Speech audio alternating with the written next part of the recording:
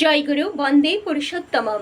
পরম প্রেময় শিশু ঠাকুর অনুকূলচন্দ্র একদিন আলোচনা প্রসঙ্গে বললেন যে ধান চাষ করার জন্য কতই না তোমরা চেষ্টা করো, খাটুনি করো, তাহলে মানুষ চাষ করার ক্ষেত্রে তোমরা কেন খাটুনি খাটবে না?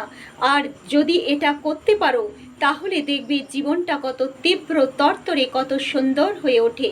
তাই সদা সর্বদা মানুষ তৈরি হওয়ার সাধনায় নিজেরা যেমন লাগা উচিত, তেমনি অপরেও যাতে কী করে সেই মানুষ হতে পারে, মনুষ্যত্ব বোধ জেগে ওঠে, সেটা করাই ভালো। আর একটা কথা, প্রবৃত্তি স্বার্থান্ধ মানুষ হয়ে কিন্তু জীবনের উপভোগ করতে পারবে না। ওই জীবনে কোনো আনন্দ নেই, কোনো সার্থকতা নেই। প্রকৃত মানুষ হওয়ার এটাই হলো যে পরের কথা, পরের মঙ্গলের চিন্তা